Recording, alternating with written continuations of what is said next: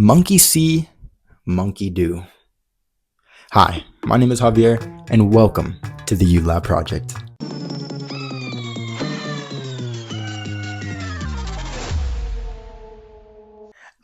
So I paid someone $20 for that intro, but it was a bit too long, so I had to shorten it.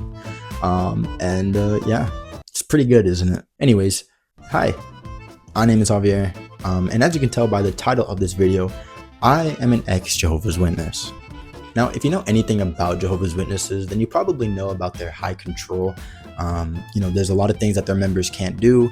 Some of the bigger well-known things are like celebrating Christmas, celebrating birthdays. But there's even some lesser-known things. Like up until recently, they couldn't cheers a glass with someone or like give a toast. And they still can't even say like rest in peace if someone were to die. But by far, one of the much bigger things that for some reason Jehovah's Witnesses don't believe in is evolution. I started working on this video a couple weeks ago and originally was kind of just gonna go in depth with some of the research that I did.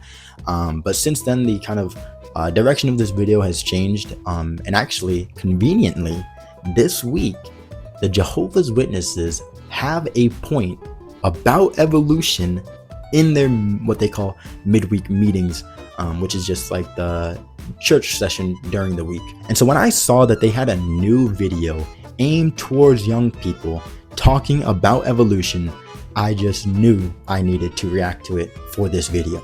So yeah, so I rewatched the first like 30 to 40 seconds of this video, but then I realized I was like, oh wait, this is perfect. I can actually react to this during the video and then kind of give my thoughts and kind of build the structure of this video around their video. So yeah, shout out ULAB. Oh, you can't even see that. Shout out ULAB. Let's get right into it, bro.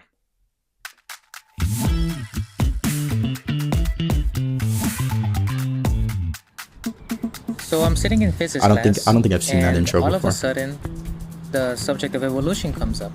When my teacher asked me why, to give the reason why I don't believe in evolution, I remember all I could say was, it's just because I'm one of Jehovah's Witnesses and that's my belief. That's actually so real. When you're a kid, and you have to do something or you don't, you're told not to do something for whatever religion your parents are a part of, you don't really understand it. Even if the person explains it to you why you don't do it, you don't really understand, when you're a kid. And so that's something that I did when I was in school, and anyone ever asked me, why don't you do this? Like, why don't you salute the flag? I just be like, oh, because I'm not supposed to, because my parents said not to, my religion or whatever. But I didn't understand why, so it makes complete sense. Many students actually believe, like they seem so sure that evolution is a fact. They seem so sure that evolution is a fact. Well, buddy, we're gonna find out in today's video if it really is a fact or not. Let's see who's right. That's what we're doing today. I could feel my hands my palms getting sweaty and just nervous. I felt intimidated. I just sat there. I felt paralyzed and I couldn't defend the truth. Yeah, why can't I explain this? I could explain why I don't salute the flag so easily, why I don't celebrate birthdays so easily. I didn't understand why I couldn't explain this specific topic. Because I had doubt. It's because it is hard to deny evolution with the Bible. It's very hard because I guess the Jehovah's Witness view of evolution is kind of very different than evolution actually is. I think that's one of the biggest things that people don't really, if you're a Jehovah's Witness, and especially if you were raised as one, you don't know what evolution is. And so you can't even really defend against it because you don't understand it yourself. And so how are you supposed to disprove it if you don't even know what you're trying to disprove, I had doubts and I was asking myself questions like, does God really exist? Is the Bible accurate? So that day after I came home from school, I went to my mom and I asked her, this is what happened at school and I need answers. I feel like I didn't know what to do, especially since my parents were not serving Jehovah. Oh, bro, his parents so I had were to free, pray to bro. Jehovah to help me. So she sat me down at the computer. We went to jw.org and then... That's the sad thing, is this is kind of going to go on a different topic than evolution, but you know, when you're a kid in Jehovah's Witnesses, if your parents are not serving as Jehovah's Witnesses as well, it kind of creates that distance between you guys, and so you kind of you can't look to them for certain things, because everything about your life is for the Borg. So you know, you feel like you can't go to them for anything. And it's a pretty bad, terrible view that this organization pushes for on their children. In the search box, my mom told me to type in anything that was the problem, what I had questions on. So we typed in evolution. That's when I clicked on the Origin of Life brochure. It just started like coming in, like everything started clicking as if like, you know, there's a light bulb that went off. So in one of the videos in the viewpoints on this Origin of Life section, it talked about the brain and how the brain is so complex that billions and billions of neurons are connected to one another. It amazed me so much that it is amazing. It's amazing. Because of the brain, we can move our hands, we can move our feet, we can do facial expressions, we can do so many things because of this great part of the body, the brain. It was it's the exact questions that I was bro. having trouble understanding. And each question I was like, oh, I remember reading this in, you know, one of the watchtowers or with the books I was studying. But it broke it down into ways that, you know, in words that are simple for me to understand at that point. So it was almost, you know, it felt like Jehovah was talking to me through this brochure. And I was like, this is what I need to read. And that's what helped me get through it. The brainwashing, so I bro. thought to myself, brainwashing. This couldn't have been made just by chance. It couldn't just exist by an accident. It had to be created. It had to be designed. So I was able to go back and I went to my science class and I told my teacher, I was like, I'm ready to explain why. So here we go again. It's physics class. It's the same topic all over again, but this time it was different. I was able to defend my faith in Jehovah. I realized that, you know, Jehovah always provides the answers to any topic, anything. I just have to be willing to go and find it. Whenever I have questions about anything, I look for the answers, but first I pray to Jehovah. And Jehovah has made it so easy for us to find the truth. I'm totally convinced that whatever he says in the Bible, we can completely trust in it. Wait. Okay, but he said, whatever God put in the Bible, I can trust it. Or is that what he said? I don't even know. What could help you reason on the existence of God? Let's find out, guys. What could help us? Well, from Romans okay, wait. What could help you reason on the existence of God? How are you going to find out that God is real? Well, the Bible says so. Duh. Come on, guys. Come on.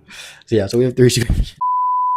So we have 3 Bible scriptures here to prove that God is real, guys. If you read these scriptures, if you're an atheist and you read these 3 Bible scriptures, shit, you're going to believe in the existence of God for sure. So Romans 12:1 tells us to use our power of reason. Come on, guys, you got to reason on it. Number 2, Hebrews 3:4, examine the evidence. What evidence? No idea. And number 3, Romans 1:20. You need to meditate on creation, guys. Because if you look at creation, you will know for sure that evolution is not real. Yeah, so that's the end of the video. We'll put that away. So yeah, that whole concept is pretty much what I was taught my entire life. I just hadn't seen that video, but that's what I thought. I was like, you know what? By looking at creation, I can tell that God is real. But that is because I was basing what I was hearing off of what I have been taught my entire life. So yes, if you believe in a God, evolution, at least the concept of all this happening by chance could seem pretty reasonable. But if you are able to take yourself out of the situation and look from an outside point of view in, you will start to find the real reason. So yeah, I left about 3 months ago. I actually didn't leave on my own fruition. I was actually I was kicked out, or disfellowshipped, or removed, as they say now, about 3 months ago.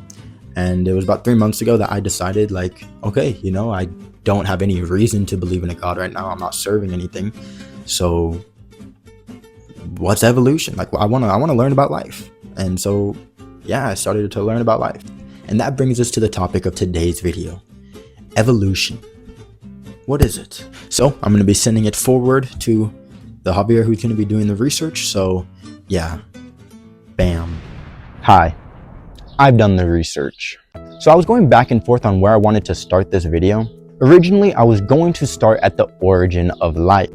However, despite my condescending attitude in the earlier part of this video, I really don't want this video to become an evolution versus creation debate, as I personally think that the existence of a God and the theory of evolution can coexist. And yeah, I think it is important to state that it is called the theory of evolution on purpose. Even though I did imply that evolution is a fact in my reaction, I was really just getting ahead of myself. There is tons and tons of evidence that lead me to believe that it is, but the biggest questions in life remain unanswered for a reason. So with all that being said, I will now use my incredible artist skills to explain evolution. But before that, we need to get a few things straight. The most influential theory of evolution comes from the well-known Charles Darwin. While originally going to school for a medical education, Darwin's long interest in nature led him to going on a 5-year-long voyage from 1831 to 1836, making notable stops in countries like New Zealand, Brazil, and Australia, among some others. He documented his research and observations in a book he later published called The Voyage of the Beagle. The core ideas of this research, later coined the term Darwinism, is now the most widely accepted theory of evolution. Quoting from Wikipedia, the theory states that all species of organisms arise and develop through the natural selection of small, inherited variations that increase the individual's ability to compete, survive, and reproduce. Now, I wanted to touch on this point specifically as I think it's quite a silly one. Now, I can't speak for every former and current member of Jehovah's Witnesses, but to my understanding, it's actually pretty common for Jehovah's Witnesses to believe in natural selection. I was so uneducated that I was essentially telling people, yeah, I believe in natural selection, but I don't believe in natural selection. And this is what I was talking about in the reaction part of this video. Jehovah's Witnesses really don't know what evolution actually is. There really is no way to argue against the main theory of evolution as a Jehovah's Witness. As far as my study of the Bible went, I never found any scripture that said life does not adapt. But if you know any, please share them with me. Without even knowing it, there is a lot of Jehovah's Witnesses who believe in evolution, because evolution doesn't really have anything to do with if a God exists or not. So now that we are all caught up, let's learn how natural selection actually works. Whether you are a small plant or a human like me, the one thing we all have in common is DNA. When we humans reproduce, the baby's genetic makeup or genome is generally split 50-50. This process is called meiosis, one of 2 types of cell division. However, in order for your cells to divide in this manner, they essentially have to rewrite and try to copy down your body's instruction manual. And similarly to when we humans try to copy something down, there is room for error.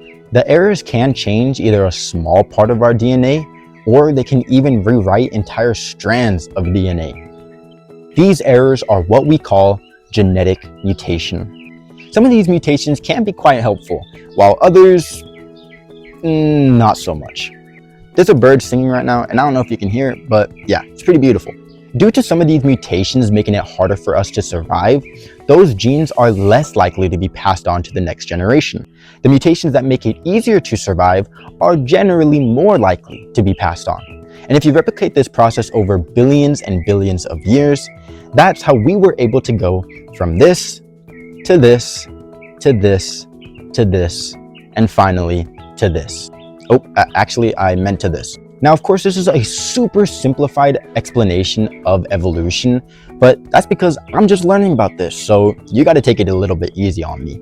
But yeah, That gives us a pretty basic understanding of how evolution actually works. I left a link to an article that is also a more simple explanation, but does go more in depth, so if you're interested in that, you can go check it out. And now we've come to the end of this video.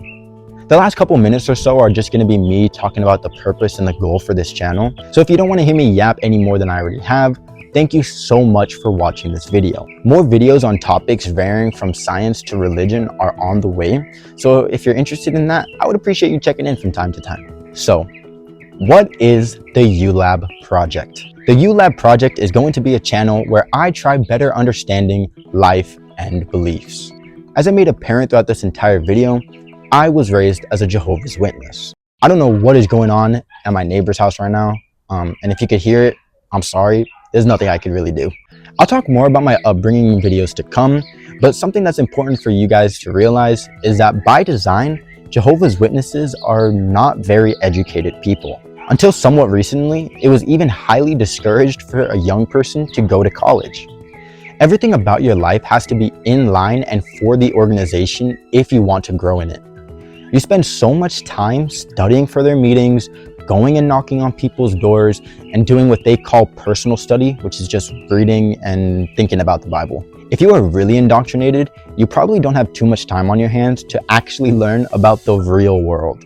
So now that I am finally free after spending about 18 years as a Jehovah's Witness, I finally get to learn about everything that I want to learn about. And that is exactly what this channel is going to be about. I love science and theology, so a majority of the videos on this channel are going to be either science or religious based, but I also want to be my authentic self after pretending to be someone I'm not for my entire life.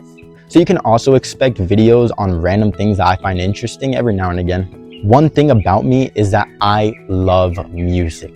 To me, music is everything. So I want to end every video shouting out a song or two that I have been really into recently. Today, it's these two songs, Soul Provider by Ian and Learn to Swim by Quadeka. I love music with powerful and moving messages, and these two songs specifically, I'm finding very helpful for the current position that I'm at in my life.